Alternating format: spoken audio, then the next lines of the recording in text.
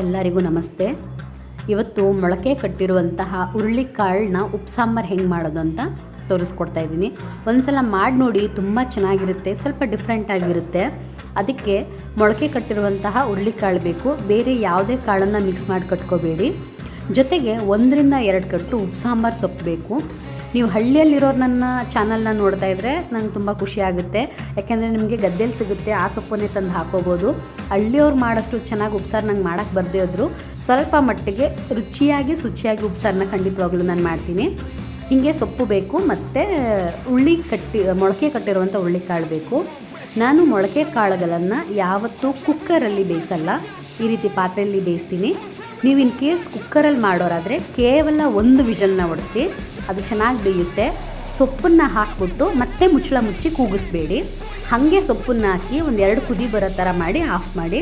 ಆವಾಗ ಅದು ತಿನ್ನೋ ರೀತಿ ಹದವಾಗಿ ಬೆಂದಿರುತ್ತೆ. ವಿಷಲ್ ಹೊಡ್ಸಿದ್ರೆ ಅದು ತುಂಬ ಮೆತ್ತಗಾಗ್ಬಿಡುತ್ತೆ, ಚೆನ್ನಾಗಿರಲ್ಲ. ಈ ರೀತಿ ಕಾಳಿಗೆ ಉಪ್ಪನ್ನು ಹಾಕಿ ಬೇಯಕ್ಕಿಡ್ತಾ ಇದ್ದೀನಿ. ಅದು ಚೆನ್ನಾಗಿ ಕುದಿಬೇಕಾದ್ರೆ ನಾನು ಸೊಪ್ಪನ್ನು ಸೋಸಿ 2 ಸಲ ತೊಳೆದು ಅದನ್ನು ನೀರು ಹಾಕ್ತಾಯಿದ್ದೀನಿ, ಚಿಕ್ಕದಾಗಿ ಕಟ್ ಮಾಡಿ. ನೀವು ಅಷ್ಟೇ ಸೊಪ್ಪನ್ನು ಸೋಸ್ಕೊಂಡು ಅದನ್ನು 2-3 ಸಲ ತೊಳೆದು ಸಣ್ಣದಾಗಿ ಕಟ್ ಮಾಡಿ ಹಾಕ್ಕೊಳ್ಳಿ. ಈ ರೀತಿ ಸೊಪ್ಪು ಅಂದರೆ ಉಪ್ಸಾಂಬಾರೀಗ ರೆಡಿ ಆಯಿತು. ಉಪ್ಸಾಂಬಾರು ಇಷ್ಟೇ, ಬೇಯಕ್ಕೆ ಬಿಡಬೇಕು ಕಾಳು ಮತ್ತು ಸೊಪ್ಪನ್ನು. ನೆಕ್ಸ್ಟು ಖಾರ, ಉಪ್ಸಾಂಬಾರು ಖಾರಕ್ಕೆ ಏನೇನು ಬೇಕಪ್ಪ ಅಂದರೆ ಹಸಿ ಮೆಣಸಿನ್ಕಾಯಿ ಹಾಕ್ತಾಯಿದ್ದೀನಿ, ಇಲ್ಲಿ 2 ಟೊಮೊಟೊ ಹಾಕ್ತಾಯಿದ್ದೀನಿ. ನಾನು ಸಪ್ರೇಟಾಗಿ ಬೇಯಕ್ಕೆ ಇಡ್ತಾ ಇದ್ದೀನಿ. ನಿಮಗೆ ಬೇಕು ಅಂದರೆ ಹುರುಳಿಕಾಳಿನ ಜೊತೆನೇ ಬೇಯಿಸ್ಕೋಬೋದು. ನಮ್ಮ ಅಮ್ಮನ ಕಾಲದಲ್ಲೆಲ್ಲ ಹಂಚಿಕಡ್ಡಿಗೆ ಹಸಿಮೆಣ್ಸಿನ್ಕಾಯಿನ ಚುಚ್ಚಿಬಿಟ್ಟು ಬೇಯಕ್ಕೆ ಹಾಕ್ತಿದ್ರು, ಹಂಗೂ ನೀವು ಮಾಡ್ಕೋಬೋದು. ಈ ರೀತಿ ಬೇಯಿಸಾದ್ಮೇಲೆ ಅದನ್ನೆಲ್ಲ ರುಬ್ಕೋಬೇಕು. ರುಬ್ಕೊಳ್ಳೋಕ್ಕೆ ಏನೇನು ಹಾಕ್ತಾಯಿದ್ದೀನಿ ಅಂತ ತೋರಿಸ್ತಾ ಇದ್ದೀನಿ. ಈಸಿಯಾಗಿರುತ್ತೆ, ಚೆನ್ನಾಗಿರುತ್ತೆ, ಒಂದು ಸಲ ಮಾಡ್ಕೊಳ್ಳಿ.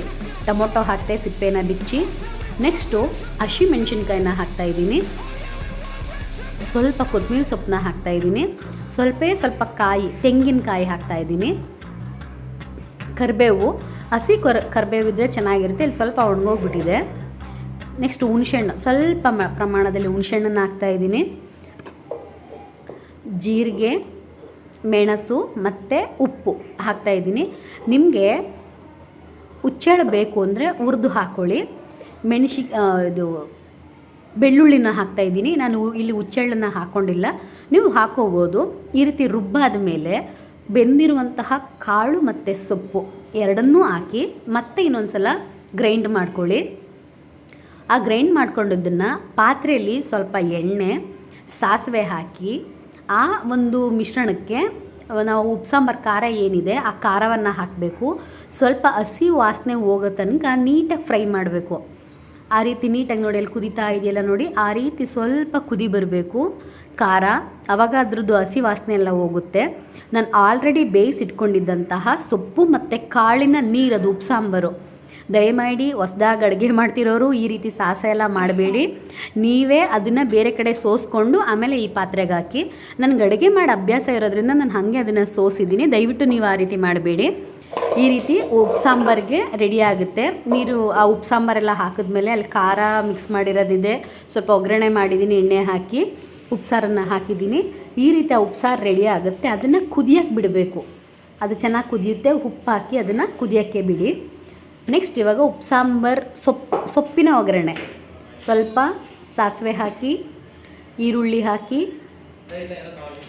ಹಸಿಮೆಣ್ಸಿನ್ಕಾಯಿ ಹಾಕಿ ಹುರಿದ್ಮೇಲೆ ಅದಕ್ಕೆ ಸೊಪ್ಪು ಮತ್ತು ಕಾಳು, ಬೇಯಿಸಿರುವಂತಹ ಸೊಪ್ಪು ಮತ್ತು ಕಾಳು ಎರಡನ್ನೂ ಹಾಕಿ ಚೆನ್ನಾಗಿ ಮಿಕ್ಸ್ ಮಾಡ್ಕೊಳ್ಳಿ. ಅದು ಸ್ವಲ್ಪ ಉಪ್ಸಾರಿನ ಅಂಶ ಇತ್ತಲ್ಲ ಅಥವಾ ನೀರಿನ ಅಂಶ ಇತ್ತಲ್ಲ, ಅದೆಲ್ಲ ಹೋಗೋವರೆಗೂ ಚೆನ್ನಾಗಿ ಹುರ್ಕೊಳ್ಳಿ.